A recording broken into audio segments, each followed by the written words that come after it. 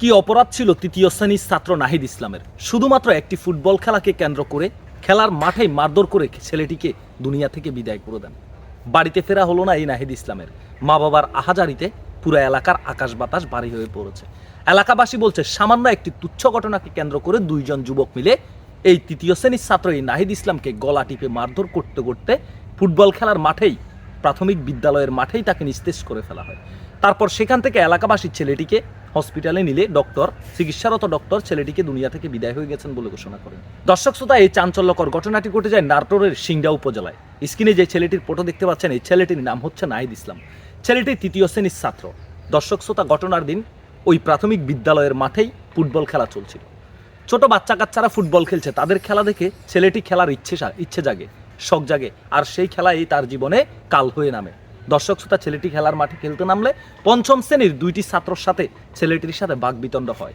আপনারা জানেন ফুটবল খেলার মাঠে ঝগড়াঝাটি সবসময় লেগেই থাকে। এক প্রকার তর্ক বিতর্কের এক পর্যায়ে পঞ্চম শ্রেণীর দুইজন ছাত্র, একজন এই নাহিদ ইসলামের, তৃতীয় শ্রেণীর ছাত্র নাহিদ ইসলামের গলা টিপে ধরে, আরেকজন তাকে এলোপাতাড়ি মারধর করে। হাতের কাছে যেটা পায় সেটা দিয়ে তাকে আঘাত করতে করতে এক পর্যায়ে তৃতীয় শ্রেণীর ছাত্র ছোট্ট নাবালক শিশুটি খেলার মাটিতে নুয়ে পড়ে যান।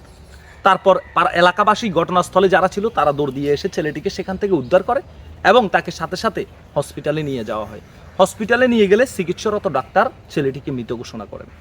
ছেলেটির মৃত্যুর সংবাদ শুনে মা বাবা হতভম্ব হয়ে যান, ছুটে যান হসপিটালে। হসপিটাল থেকে শিশুটির নিথর দেহটি বাড়িতে আনতে আনতে কান্না করতে করতে ছেলেটির মা বাবার কান্না দেখে পুরো এলাকার আকাশ বাতাস ভারী হয়ে যান। দর্শক শ্রোতা, তার পরবর্তীতে পুলিশ প্রশাসন বলেন যে পঞ্চম শ্রেণীর দুইজন ছাত্র এই ছেলেটিকে দুনিয়া থেকে বিদায় করে দিয়েছে, তারাও এখনো নাবালক। তাহলে একটা জিনিস চিন্তা করে দেখেন, পঞ্চম শ্রেণীর ছাত্র, ক্লাস 5-এ পড়া ছাত্ররা যদি পিটিয়ে যদি অন্য ছেলেকে দুনিয়া থেকে বিদায় করে দিতে পারে, তাহলে তাকে নাবালক আপনি কিভাবে নেবেন?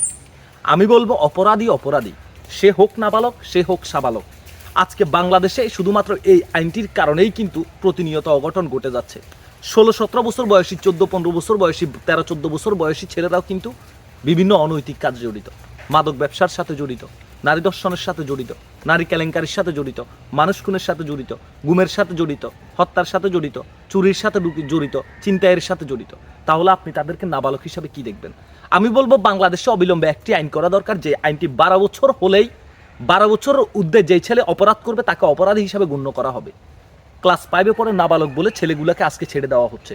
আমি চাই যে এই দুইজন পঞ্চম শ্রেণীর ছাত্র, এই তৃতীয় শ্রেণীর ছাত্র নাহিদ ইসলামকে দুনিয়া থেকে বিদায় করেছে, তার মা বাবার বুক খালি করেছে, এই দুইজনকে অবিলম্বে আইনের আওতায় নিয়ে আসা দরকার এবং আইনের সর্বোচ্চ শাস্তি তাদের উপর প্রয়োগ করা দরকার। আজকে যদি এই পঞ্চম শ্রেণীর দুইজন ছাত্র নাহিদ ইসলাম তৃতীয় শ্রেণীর ছাত্রকে দুনিয়া থেকে পিটিয়ে বিদায় করে ফেলেছে, তাদেরকে যদি নাবালক বলে ছেড়ে দেওয়া হয়, কালকে আবারও পঞ্চম শ্রেণী, চতুর্থ শ্রেণীর ছাত্ররা অপরাধ কর্মে জড়িত হয়ে যাবে, বলবে আমরা নাবালক, আমাদের অপরাধ আইনে অপরাধ গণ্য হবে না। নাবালক এবং সাবালক আমি কোনো কিছু বুঝি না। আমার একটাই কথা, আমার সাথে যদি আপনারা একমত হয়ে থাকেন কমেন্ট বক্সে একটু আপনারা আওয়াজ তুলুন। 12 বছরের পরবর্তীতে যারা অপরাধ করবে তাদেরকে আইনের আওতায় নিয়ে আসা হবে, এমন আইন বাংলাদেশে করা দরকার।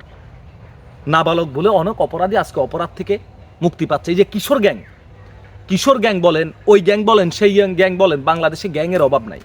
কিশোর গ্যাংয়ে আপনি একটা জিনিস ফলো করবেন, 14-15 বছর বয়সী, 12 বছর প্লাস 13-14-15 বছর বয়সী ছেলেরা চাপাতে দিয়ে বা আবার বয়সী মানুষের গায়ে কোপ দেয়, চাঁদাবাজি করে, রাস্তায় সন্ত্রাসী করে, জায়গা দখল করে, মাদক ব্যবসা করে, মাদক সেবন করে।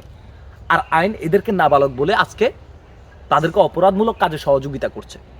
আমরা বলবো 12 বছর ঊর্ধ্বে যার বয়স হয়েছে তাকে, যদি সে অপরাধের সাথে জড়িত থাকে, তাহলে অপরাধী হিসাবে গণ্য করে তাকে আইনের আওতায় নিয়ে আসা উচিত। এই যে পঞ্চম শ্রেণীর যে দুইজন ছাত্র এই অপরাধটি করেছে, তৃতীয় শ্রেণীর ছাত্রকে পিটিয়ে দুনিয়া থেকে বিদায় করেছে, তাদের বয়স 13-14 বছর, তাহলে তারা নাবালক কিভাবে হয়? ভিডিওটি শেয়ার করবেন, আপনার ব্যক্তিগত মতামত কমেন্ট বক্সে জানাবেন।